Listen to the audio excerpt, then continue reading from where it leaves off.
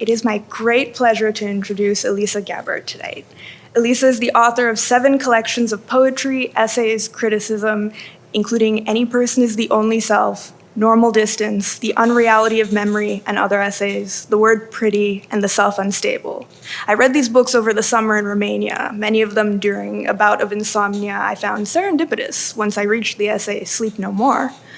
At 4 in the morning, my frenzied brain saw the meditations on sleeplessness with quotations by a famed Romanian philosopher and insomniac as nothing less than a divine act of companionship.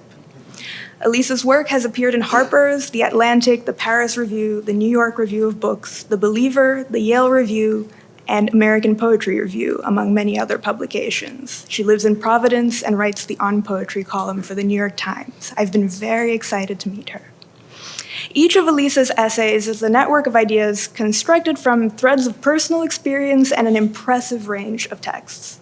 My students felt implicated in her questions about our future. They were moved to revisit their experiences during COVID through the lens of humanity's sometimes counterintuitively evolving relationship against disease. They raised, alongside Elisa, unanswerable questions about hope, natural selection, climate change, and the likelihood of instant annihilation. Within a potentially unsettling conversation, Elisa's work invited us to be curious and brave. Be it an object or a notion, in poetry or in prose, her treatment of her subjects leaves us unable to think of them in our old ways. One of my favorites of Elisa's poems opens with the following lines. My brother knows how to make a chair from the little wire cage on a bottle of champagne. I find it hard to throw away the wire when I know there's a chair inside. The poet has turned a champagne wire into a cage, and a mental one too. It is also an empty seat at the head of a celebratory decanting. Now I cannot look at a champagne wire the same. This object I had never noticed before carries grief and invites existential questions. Does shaping a chair from a cage make it less of a cage? Does uncorking the bottle mean taking the seat or leaving it empty? In Second Selves, an essay which blends the condition hyperthymesia, also known as highly superior autobiographical memory, with research into the journals of famous writers, Elisa introduces immortality as the idea of living more, if not forever. She writes on journaling, quote, a journal, any writing, is a chance at immortality, or if not eternal life, at least a little more life, a little more after death. In another essay, she discusses instances of architectural ingenuity that occur through contradictions, such as a fireplace as a space that is both inside and outside. For me, there's a homeostatic comfort in these contradictions, as if something is alive in this balancing act of opposing conditions. When we are inside a room, we want to be outside of it, thus perhaps the delight of floor-to-ceiling windows. When we are outside, we, vulnerable that we are, beg for enclosure. We build walls in our gardens. When we write, we extend to our lives an invitation for more. When we write out of an invitation to life, we move both towards and in spite of death. So now, let's welcome Elisa Gabbert here to give us a little more life. Sarah, that introduction was just absolutely moving and beautiful. Thank you so much. I feel I have like this great luxury of time. Poets are often given about 5 minutes to read. So I'm going to do a little bit of a smorgasbord and read some poetry and some nonfiction, if it feels right. I'm going to start with poetry. So I'm going to read one poem from my last book of poetry, which is called Normal Distance, to start. And then I'm going to read some new poems.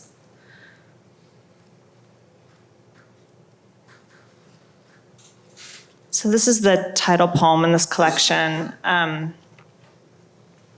When I was meeting with some of the MFA students today, which was so lovely, I was talking about how the form of these poems is kind of like a thought pause, thought pause, thought pause, and you'll see that I got like really, really sick of that mode and ended up doing something totally different for the project that I'm working on now. But yeah, they're fun to read. I think they're like, it's almost like a score for reading, really.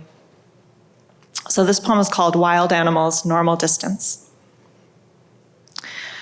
Watching silent films in a backyard at night, I'm distracted by a bat fluttering overhead, its flight path so erratic. A moth made bright in the projector light. The day before in the park, there were so many midges in the middle distance, we couldn't estimate their number. Thousands? Hundreds of thousands? A raccoon in the vines on the telephone pole. Baby bunny in the grass. However cute, I like to imagine it might be rabid. I think a little threat is necessary for happiness. I think sometimes we want to be threatened. Sometimes we want to be the threat. Sometimes when I'm standing what feels like a normal distance from a person, they keep seeming to edge away. I must keep edging closer too, or the effect would stop happening. But it continues.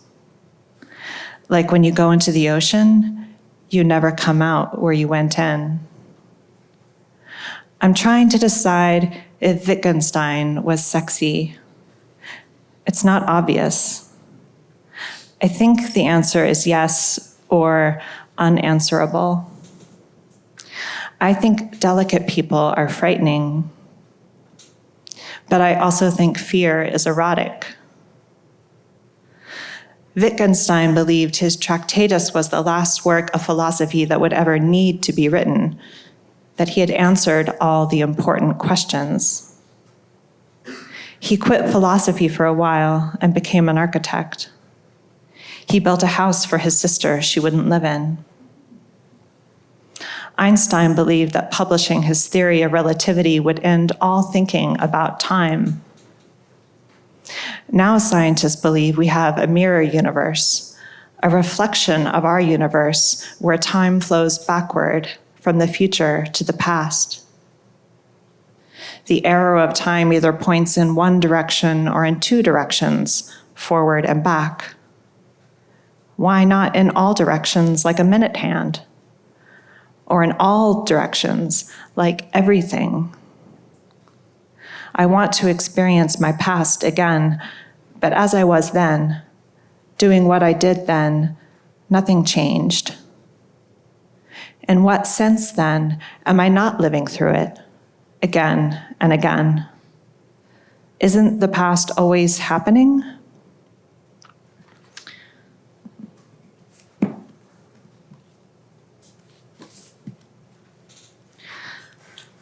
All right, so these newer poems are, they're all 16 lines, 4 4-line stanzas.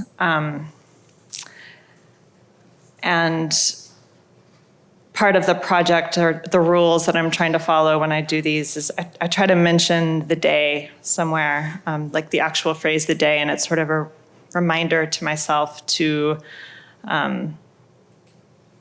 ground it in dailiness, because otherwise I feel like I can't write a poem until I remember, like, oh, I'm in a day. So I'm going to read these in the order that I wrote them, which I've just been doing because they're all in this one long document and it prevents me having to make another decision. Life Poem 1.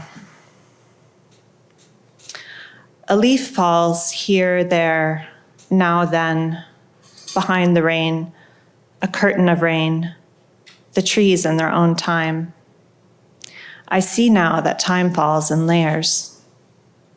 There were deer there once in the clearing, 3 deer, large as memory objects. They stood in a circle as if they knew life was a game. I have wished for so long to have already started. I have to begin. This is doing as belief.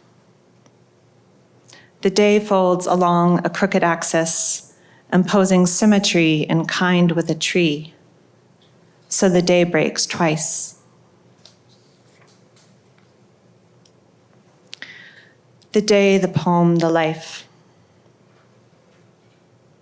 The day arrives first through the skylights, a myopic fog in the air somewhere between my eyes and God's. The slow negotiation the day is has details that only appear as I see them. This improvised lie needs more surprises, needs some of that vertiginous contingency, the what if that rattles the deathbed. I have rescued some self for that voyage, but what if I never did lie there? What if I die before my death?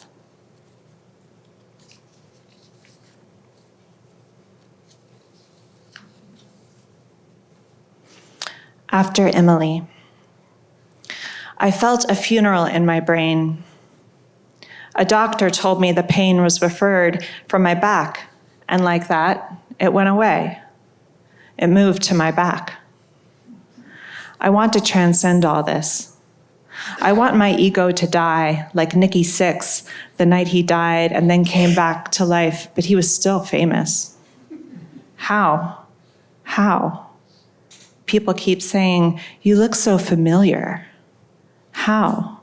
How? I don't recognize my face. How can you? Is my face in my mouth or my eyes? Where is the face? Ever in the past now? Never this God-long day?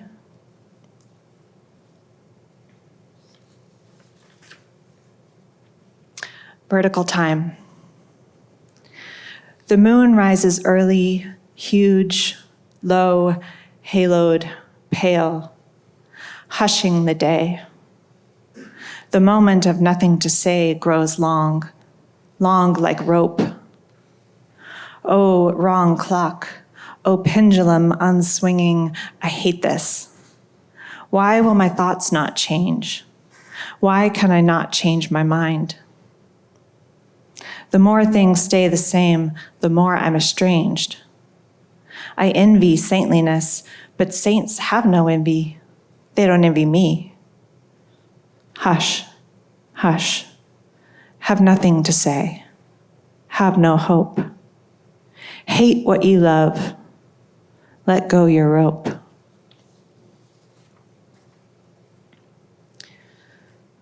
The poem fails if the day is not in it. Some bit of its weather, its key, as told by the ginkgo leaves. The weather holds time, exquisite information. Life is not a dream like a scene in a novel I'll never forget. I mean, it happened to me, and I will forget. It's that kind of dream. If the poem fails, it fails to save my life. It fails with almost holy intention, an upward spiral, a thought in the night. L'appel du vide. The void has no color, it has no shade, it is not like a tree.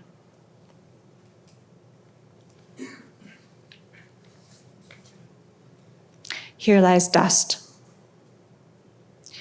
Here lies dust reads a mausoleum. Coffin for an ibis reads a placard in a college museum. A friend turns 47, a friend turns 35. We see wild turkeys in the graveyard, a few too many to bother to count. A word turns sideways to clear a narrow passage. Years turn, revolving doors. I was 11 when my father was 44. Now I am. A throwaway joke that kills. The day turns silvery gold behind its clouds, like crossing paths with Satan. A thought thrills the mind. Life is evil.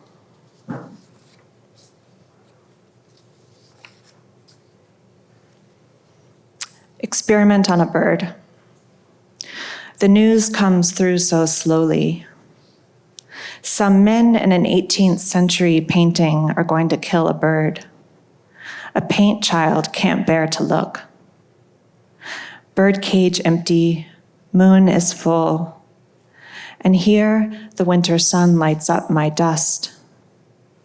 A drafty window. A feather may fall from a throw pillow. It's time to say something outrageous, or would be, if time could come here. The bird would be a cockatiel. It would be if 'twere a bird. Slow is the news in God's emergency room. Paint dries on time. Nowhere goes the cockatiel. Time's not now or here.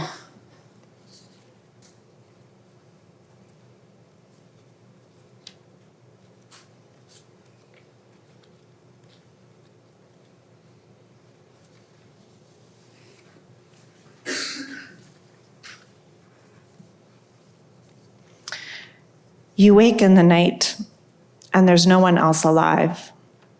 Only you hear the cry of the owl. You'd counted on this, you realize, on the mind-keeping count. Now you're driving in the pines, the barren pines, where it's always the middle of time. You're the bearer of the fucking human condition. This is the dark wood you heard of, the night world, your only life, the unimaginable suffering you really can't imagine when it's over. The day intervenes, and then it repeats. You go through it again. There's always another, forever. It's madness. It doesn't matter.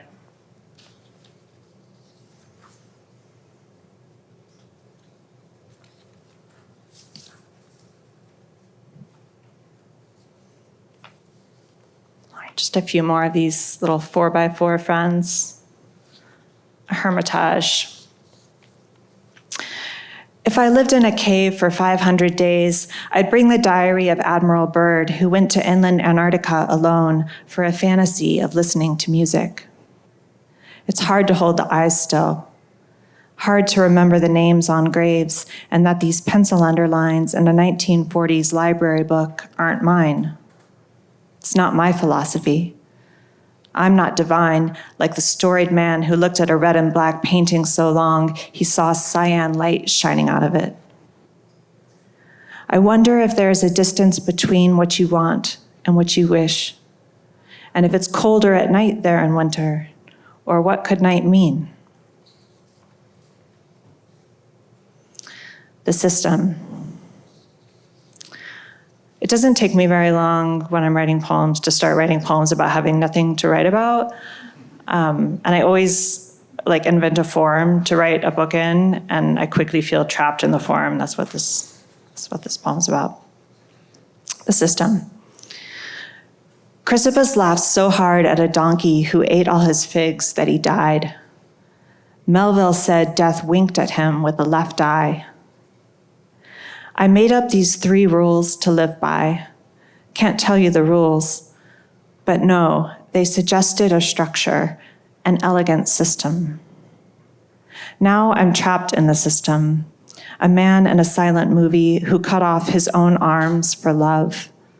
I have to lie to God. A column in the ruins. I can't tell you everything I know all at once, the way the day must suffer its own duration.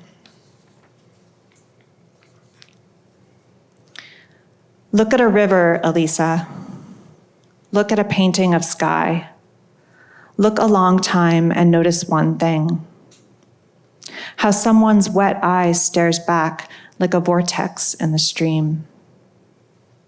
There's always a point when the day skips, if I remember it at all. So nothing came before the smudge of paint, the false door.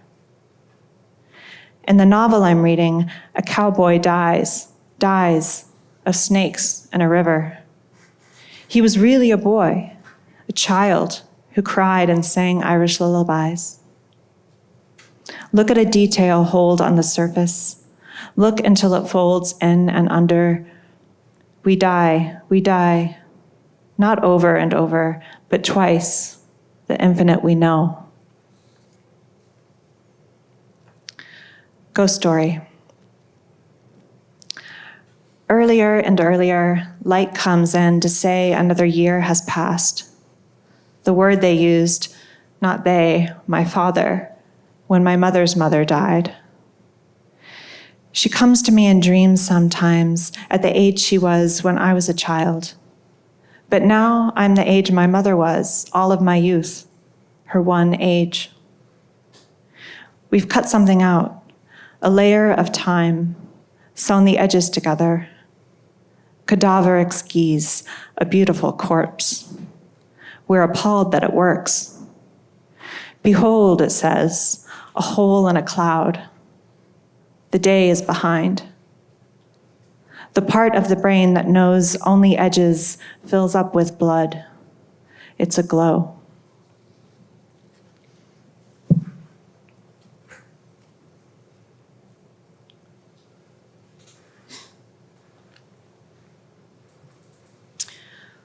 All right. Now I'm going to read a short essay from this book, my most recent book.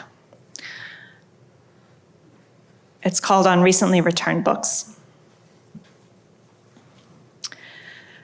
I used to go to a public library almost weekly. It was the Central Branch in Denver, a sprawling building on the edge of downtown, near the Capitol, the Art Museum, and the courthouse where I got married. I was always stopping in to pick up a row of holds, or to browse the new releases, or to wander the fiction stacks on the second floor, or to check out the little used bookshop near the rear entrance, which was open only at odd hours. But my favorite spot was a shelf near the borrower services desk, marked with a sign reading, "Recently Returned." I noticed this shelf the first time I went into the library, shortly after moving to the city to open an account. It held a few dozen books, about as many as you'd see on a table at the front of a bookstore, where the books have earned prominence by way of being new and important, bestsellers or staff favorites. But the books on this shelf weren't recommended by anyone. There was no implication they were vetted or approved by a librarian or even the last borrower. That's what amazed me. They were just random books.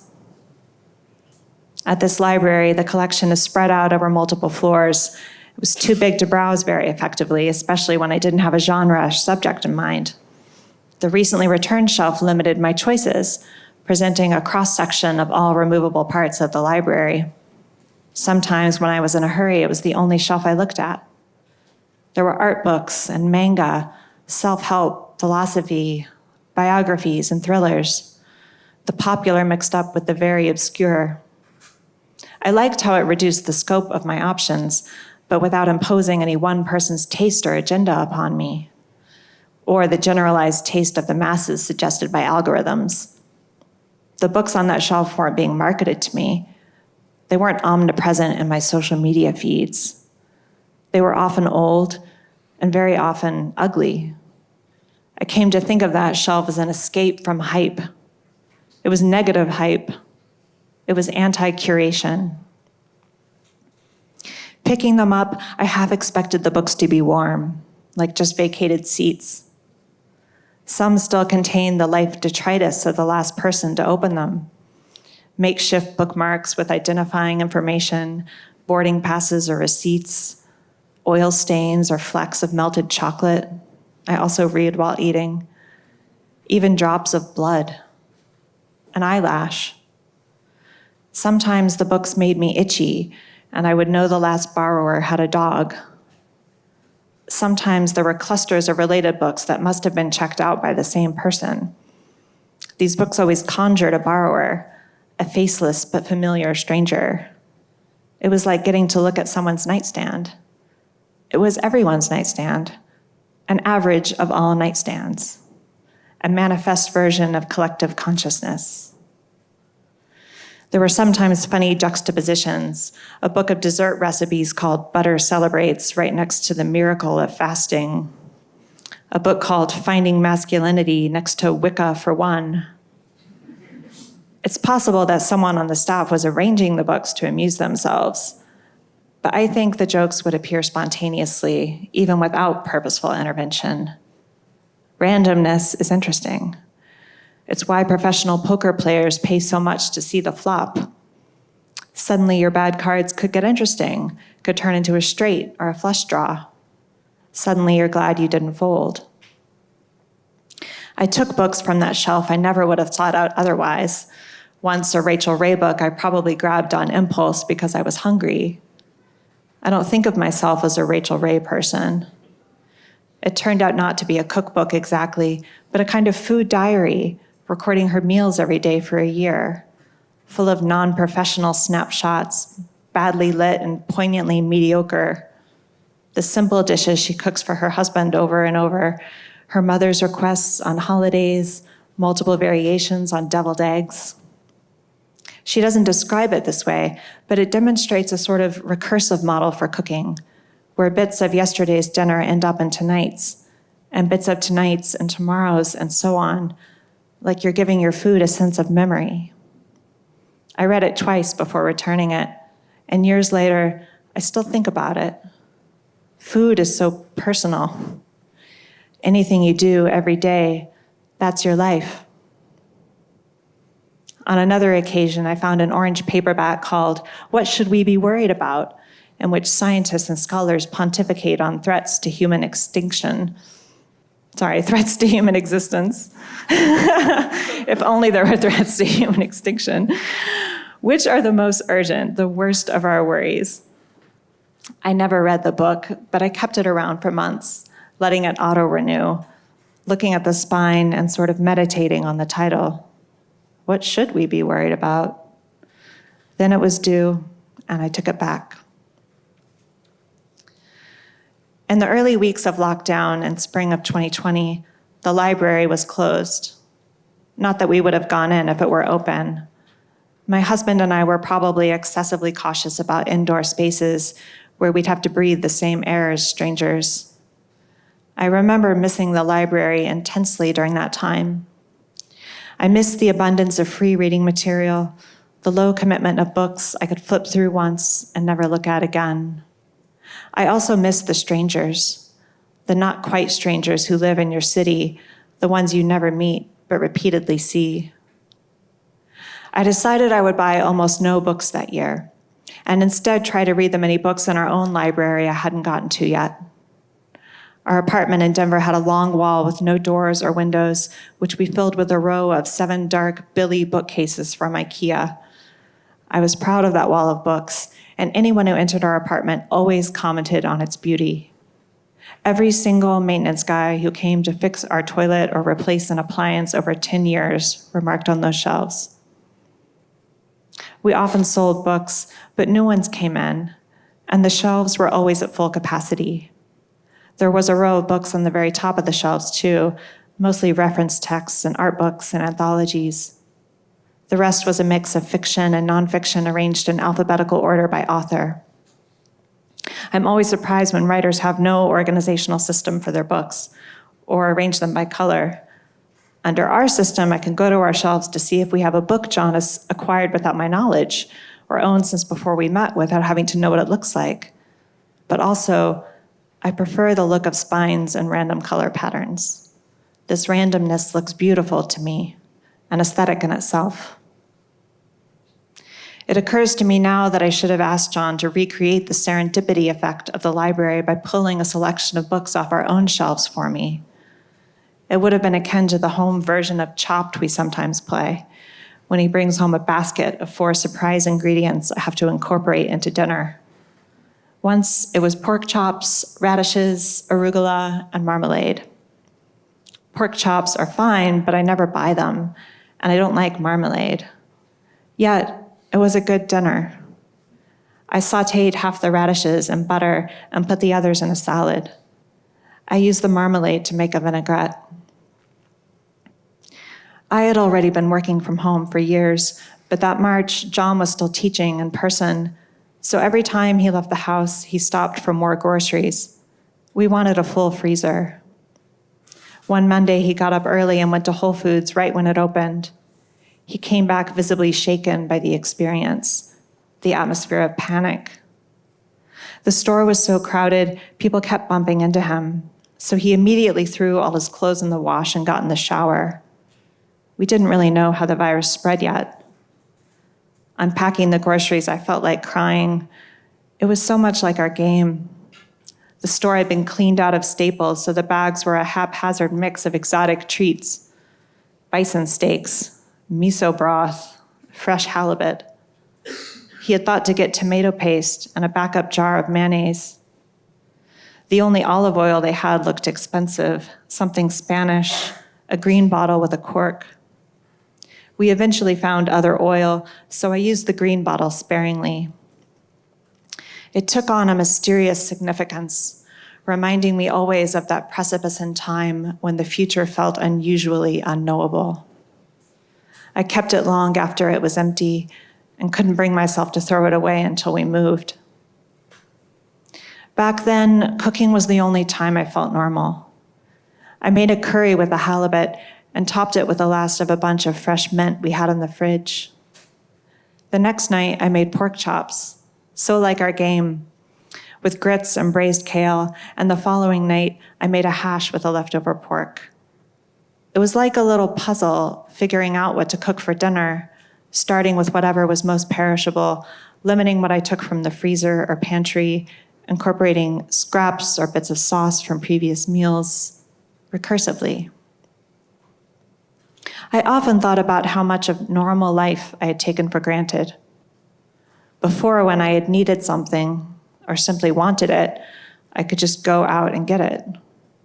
I had never appreciated that my routines weren't dangerous. I know this thought is not original. In fact, it strikes me as profoundly unoriginal. In fact, it seemed like everyone I knew was having all the same feelings in the same order. First, I feared my parents wouldn't take the risk of the virus seriously enough. I started talking to them every day, pressuring my father, an internist, to close his office. And after a few weeks, a little less often, when we ran out of things to say. Nothing new is happening. I watched a movie on my laptop, hyper aware of how often the characters touch their own faces. I had an anxiety dream that I'd accidentally gone to a party. I had a wish fulfillment dream about grocery shopping, filling my cart with specialty meats and good olives at the deli. I went on a walk and felt like I was playing a live-action video game, trying to stay 6 feet away from other walkers and joggers at all times, while also trying not to get hit by a car. When I told my friends these things, or shared any recent observation or impression at all, they always said, "Me too," or "exact same." We were all struggling to focus on reading and work. We were having the same dreams. Over the course of that first month, I read for longer and longer stretches, as though building my strength back up after an injury. When I couldn't read and wasn't working or sleeping, I chain-smoked crosswords, a kind of verbal solitaire that made a decent substitute for human conversation. One night, I read for hours without looking at my phone. By mid-April, I felt that my reading comprehension and concentration were getting back to normal. When I called my best friend, who lived in Brooklyn with her husband and toddler, she too was feeling better. She'd reached a semi-zen plane of acceptance. Same feelings, same order. It was as if our interior lives that once felt so variegated, so individual, were just the result of having slightly different experiences at different times. We were not as unique as we thought. Or we needed more input, more life in our lives to make it so. The COVID pandemic has coincided nearly exactly with my 40s, making it hard to account for changes. Which is the true cause of certain new anxieties, of new types of pain in my back? My age, or this widespread collapse, this near constant threat? Another change is less welcome change in any case. I meet fewer people. I seem to have less time to try new things. I often think about taking a class, but never do it. I think about how varied my friends were in college with their many different interests. They've gone on to be lawyers or physicists, architects or programmers. Now almost all my friends are writers. I always thought the term midlife crisis was quaint, but now that I'm here in the middle of my life, I feel the full force of the word crisis. It's Grecian drama. The Germans have a good word for it too, torchless panic, or shut door panic, fear of being on the wrong side of a closing gate. That reminds me of Virginia Woolf's remark in her journal after attending a friend's funeral. "Of course, I shall lie there too before that gate and slide in." You know all your life that you're going to die, but you don't really know it until you cross that fold. It feels like a crisis of faith. But faith in what? Not God, not in my case. Perhaps an unspoken belief I hadn't realized I needed to function, an unexamined assumption that my life would continue getting better, that making good choices would lead to more freedom. I hadn't known, really known, that there would be fewer choices. The belief depends on choices, on multiple paths with unpredictable endpoints, on still open gates. That is faith, isn't it? Belief in what you can't know. Chance is a kind of hope. In the summer of 2021, my father and John's father, by misfortunate coincidence, were both hospitalized with sepsis. My mother in Texas, my father-in-law in Connecticut. For a week, I was prepared to fly to one or the other. We clung to our phones, waiting for news that would force a decision. At the end of that week, my mother went home, exhausted but alive. It's the kind of condition that can weaken you forever. My father-in-law was eventually transferred to a different facility, but he never made it home. He died that fall. I remember the year that my mother's mother and John's father's mother, our last surviving grandparents, both left us in their 90s. Until they were dead, it hadn't really seemed possible that our parents could die too. Rather, that they would die too. This was an illusion, as if things would all happen in order.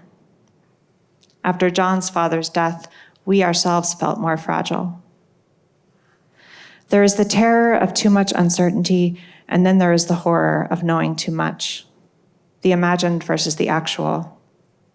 I have a friend whose therapist tells him, "You know too much to be happy," meaning it's too hard to live when you believe you can see how the rest of your life will play out. That may be what I miss most about youth, unknowing without fear. The future felt longer, yes. I was so rich with time, I could waste as much as I wanted. But not only longer, it was blanker.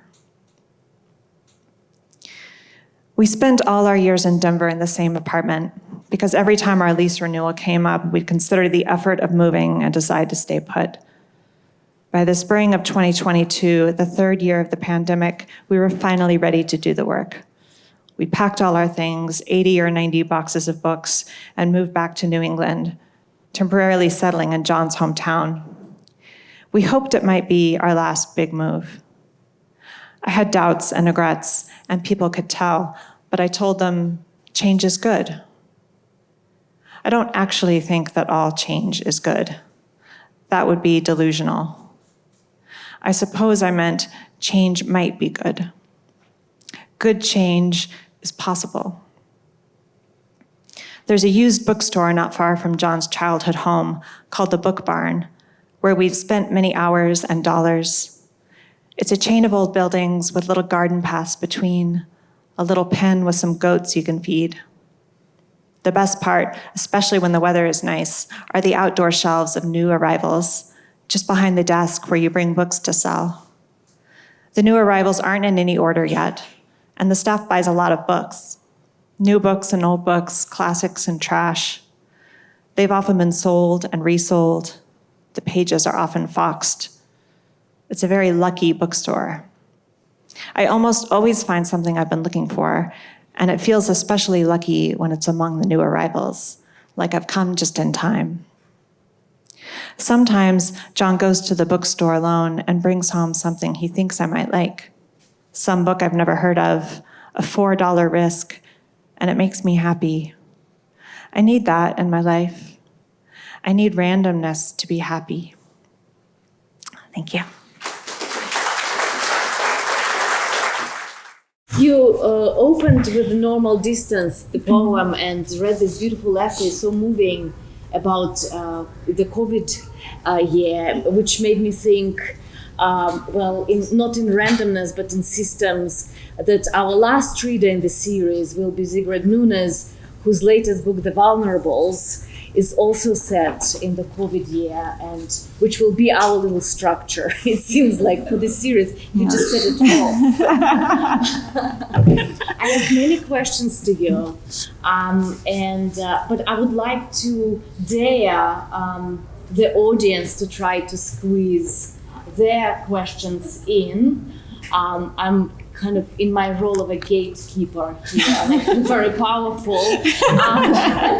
So maybe I'll ask the first question and then we'll turn to you.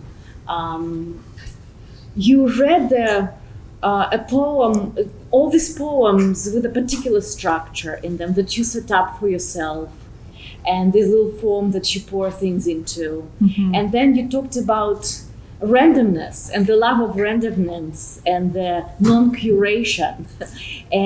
But then you talked about the ingredients that arrive, and you have to cook out of those precise ingredients, which is a metaphor, of course, for this poetic form that you are writing into.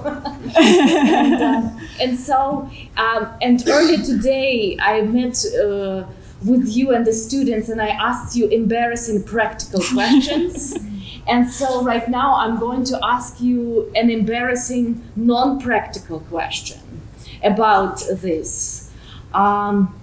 If we can satisfy our craving for form by cooking out of precise ingredients, if we could satisfy our craving for randomness by going to an uncurated shelf, what is poetry for in our lives? Why do we read it? Why do we crave it? Why isn't cooking enough? Why isn't philosophy enough in your case? Mm-hmm. You're obviously a reader of philosophy. Mm-hmm. What is poetry for you as a reader and as a writer? Just an easy question to start.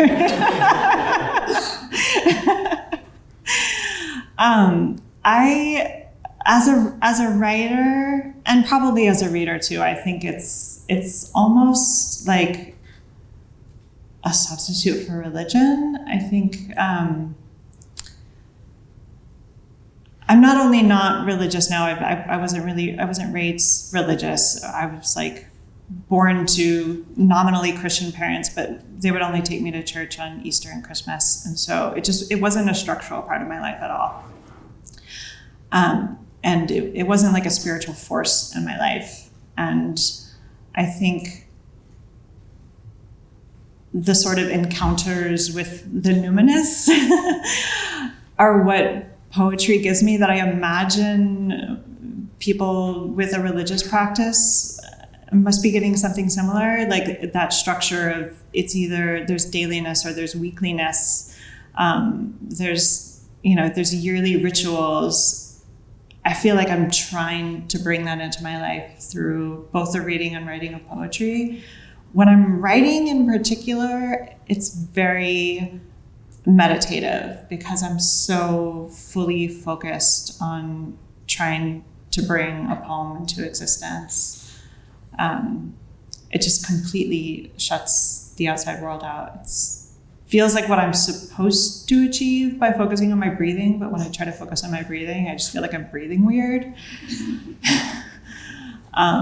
But yeah, there's something very like resetting about writing a poem. And yeah, like when I read a poem I love or a philosophy I love, I tend to approach philosophy in this very like Philistine poet fashion where I'm just kind of flipping through it and looking for like interesting lines. I haven't read the whole Tractatus.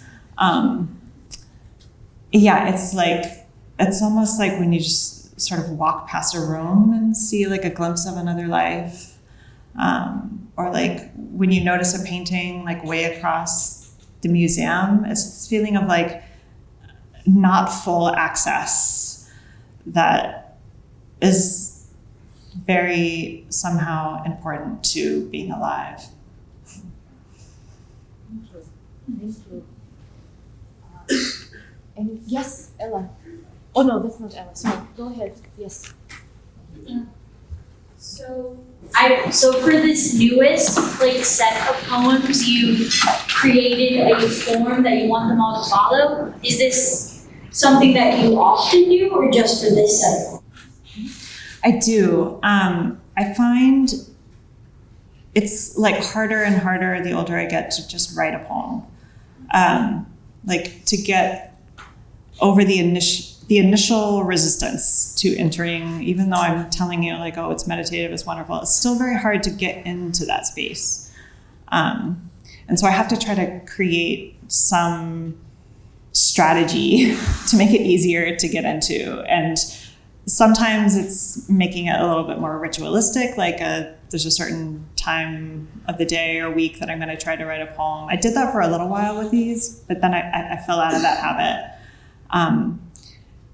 I'm doing it less often now. I was trying to do it once a week. Now it's more like once a month. But still, knowing that there's a form that I'm trying to fill is a huge relief. It's I've already done half the work. I don't have to come to the page thinking oh my God, I have to figure out what is the rhythm and cadence of my very thoughts? The rhythm and cadence is already a little bit figured out for me.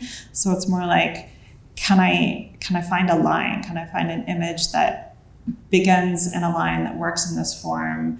And then it's the game, the puzzle of trying to fill out the other 16 lines. And it's very simplifying to think oh, it's not that I have to write an amazing poem and it could look like anything. It's I just have to write 4 good stanzas. And each stanza is just 4 good lines. And that reduces the resistance. So these are all just sort of games I play with myself so I can get to the space where I can make a poem.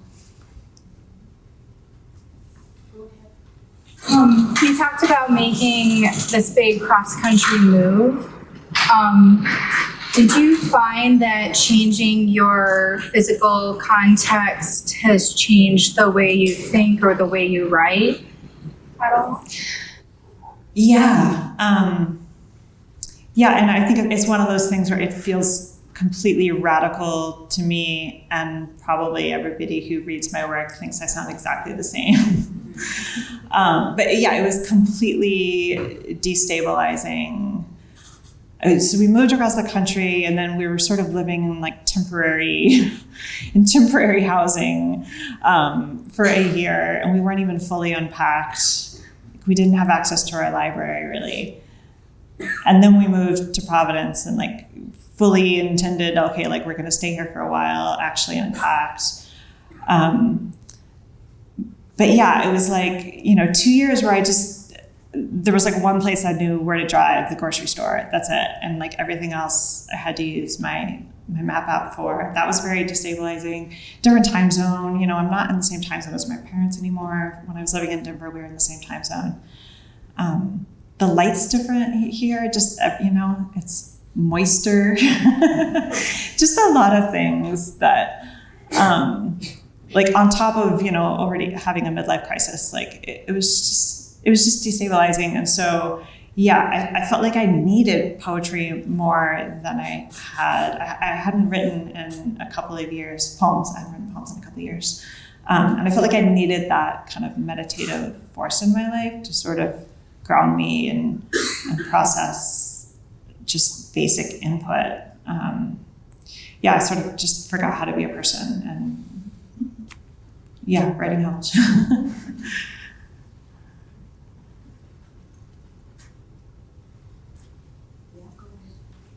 Hi. So as someone who wears a lot of different writerly hats, you do essays, you do nonfiction, you do poetry, is there a practice you have that feeds your writing that isn't writing? Yeah. It's more important to not write than write to write, if that makes sense. Reading is the number one thing. Tons of books get mined and then compressed into my writing. But yeah, I'm always looking for just like encounters that change how I feel about myself, because I'm with myself a lot. My life is pretty samey a lot of the time. I have a desk job, so often I'm sitting at a desk for close to 40 hours a week, most weeks. Vashina and I were talking about this before. Like, the thing that changes is I like look out the window and there's some different clouds. The sun's in a different place. I notice like a bird flies by. But yeah, there's a lot of sameness. And so I'm looking for like encounters that give me something, some kind of friction. And so books are the easiest one, because I don't even have to leave my house to read a book. But yeah, I mean, I've been traveling like around New England a lot this summer, doing events and things, and we've been going to tons of museums. That's really good for kind of getting a very quick sense. It's not easier, but it takes less time to look at a painting than to read a book. It's not any easier at all, actually. It's probably harder, but you can look at a painting for 2 minutes and like have an encounter of another person's mind and point of view. So things like that, yeah, watching movies. And I don't know, I've just been noticing, I don't know if this is possibly a pandemic effect or not, but a lot of the new poetry I'm reading recently, poets are mentioning the books they're reading in their poems. Like, there's this move, like in the novel I'm reading or whatever, they're like very explicitly quoting other writers that they're reading. And I wonder if it's because we've all felt a little like stuck or trapped, and so we're using books as travel in a way. But yeah, all that stuff is like what makes me feel like, oh, I want to write. I want to tell people like this thing I've seen. Do you have a favorite among your own books? Do you ever like look back and have different feelings? Maybe you feel differently about your poetry than the essay collections or anything like that. Did everybody hear the question? The favorite book of the seven books.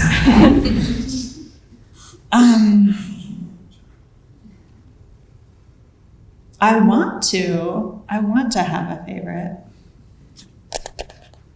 I think I have favorite particular pieces, like favorite particular poems and favorite particular essays. I don't know. Books are like horrible objects, I think, for authors. Like, they always feel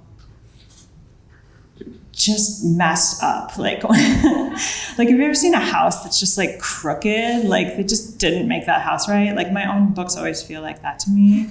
And so I'm like, there's a room in there that is perfect and is exactly how I wanted it to be. And I had to build this janky house so that room could be in it. But the whole object is always just like, I don't know.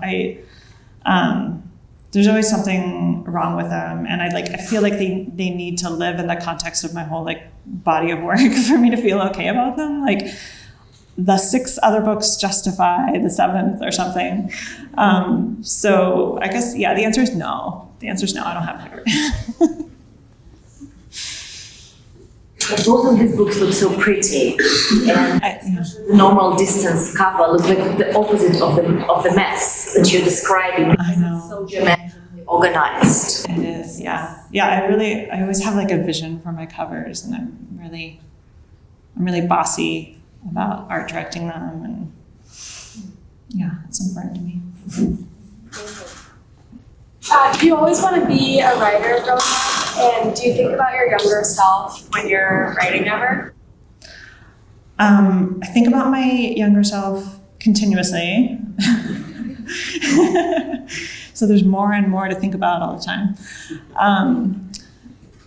I did not want to like be a writer when I was a kid. My teachers, even when I was very small, always told me I should be a writer, and I didn't really know what that meant. I didn't have any models when I was a kid for what being a writer was. So I was like sort of dismissive of that. And I had this series of things I wanted to be. Like, I wanted to be a psychiatrist for some reason. I read a lot of Freud as a kid. And then I wanted to be an architect for a long time. There's actually an essay in my most recent book about how I really wanted to be an architect. And occasionally still like will read a bunch of architecture books and fantasize about that other life where I got to be an architect. But basically, when I was in high school, I started writing poetry in like a serious enough way that I like would type it up and save it with the intention of like, I intend for this to exist for a while, you know? And I would like, you know, there was only like a Barnes and Noble and weird little like mass market paperback stores in my hometown. There weren't like a lot of cool independent bookstores or anything. But so I would like look around the poetry section at Barnes and Noble, and there was basically like Charles Bukowski. But they had some Sylvia Plath and Anne Sexton. I read Anne Sexton for a while, and I bought like a Best American Poetry at some point, I remember. And like I was looking at the bios and seeing where people were publishing, and like I was starting to get a glimpse of what it might mean to be a poet. So yeah, but it was not really until like I got to the end of college that I had a clear idea of what it would mean to be a writer and thought I could do that. More questions? Yes, Roger. This is really My obvious. favorite student. This is a very obvious question given the structure of your reading, but you know, your essay sounded a lot like a poem. Some of your poems sound a little like, you know, how you differentiate those two mediums and whether you find yourself sort of unsure at times which is the appropriate form for a particular thought or yeah. Well, I mean, I sometimes use the same thoughts in both a poem and an essay. I mean, let's be real. Everybody has like 10 thoughts. I'm just rephrasing them and giving them new contexts. Again, it's like there's all these kind of tricks and strategies I use to be able to continue writing and to make it feel new to me and like, oh, I'm saying something new, I'm doing something I haven't done before. There's a little bit of a new challenge, but people always tell me like, oh yeah, it's still like, it sounds like you. And of course, yes, like of course my poems sound essayistic and my essays sound poetic. I think it's because I care about all the same things all the time, whatever I'm doing. There's like, it's overlapping. So when I'm writing a poem, there's concerns that are more like, what's happening with the line? Like I really care about the line as a unit versus the paragraph or the sentence. But regardless, like I absolutely care about how it sounds out loud. Like that's how I'm writing it towards what I want it to sound like out loud. I care about tiny things on the page too that are just for the eye, like little kind of like eye rhymes and punctuation that you wouldn't necessarily hear whether I'm saying a semicolon or a dash, but it absolutely means something to me and it's a decision I thought about. So yeah, just all the little micro choices I care about a lot either way. So it certainly makes sense that it comes through in both. So I'm just bouncing on top of that. So when do you decide if something's a poem or an essay then? You know, like do you set out to write an essay and set out to write a poem and therefore they are what they are? I'm thinking about the poet Clint Smith, who started out thinking he was going to write a series of poems about how the US does not really contemplate that history and ended up knowing he needed to write a full-on book because there was too much there. So I'm just wondering how that plays out for you. Yeah, I never think about aboutness when I'm writing a poem. I'm like waiting for a line or an image that I feel like I can work with, and like the aboutness emerges through the writing. I can absolutely set out to write an essay with an idea of aboutness. So they're often totally theme driven, like just like I want to write about clouds or anything. It's more like something with a scale that I can really dig in and think about it, read about it, consume media about it obsessively for a few months and then like work my way through the material in an essay. Whereas the poem tends to be like, there's some obsessive bit of language or like, yeah, just an image, like something I want to find a little context for. And it's like painstaking and it's more difficult work because there's a lot more waiting. I can sort of force an essay out just by just force of will. But it's a lot harder with a poem. Perhaps we'll close with a poem because as Lisa asked her question and Roger too, and you were speaking about aboutness, Yeah. I thought of this poem in normal distance called About Suffering. When you look at the poem on the page, it takes 2 pages. You see very clearly sentences, many of them short. And even without reading, you know they're kind of grammatically correct. There's something about the way that they sit on the pages. But there is this white space between the sentences, which signals to us that these are not actually sentences, but lines. And while there are these questions and quotes here that, of course, indicate meditation and essayistic form, the way that we leap from a sentence to a sentence over this empty space is very poetic in a way that it's actual leaps. There are no transitions here, and we get to unexpected places in a very different way than we do in prose. So, I think it's a cheerful poem to end our evening with, about suffering, and then we go and eat together and sign books. Perfect. And hug each other. Yeah. And I will say, it's funny, I think there's a way that, more than like the subject, I wouldn't say the subject of the poem is suffering, it's more like the subject of the poem is the word suffering. So yes, about suffering. Part of suffering is the useless urge to announce your suffering. There is no other way to say it. I'm suffering. Just to say I suffer helps. I read somewhere, we become lyrical when we suffer. Happiness is suffering for the right reasons. First order suffering is second order happiness. You have to suffer for beauty because you have to suffer. We pride ourselves on a high quality of suffering. Turgenev was born in 1818 in the province of Orel and suffered during his childhood from a tyrannical mother. In the past, their suffering was less absurd. The problem is everything's worse.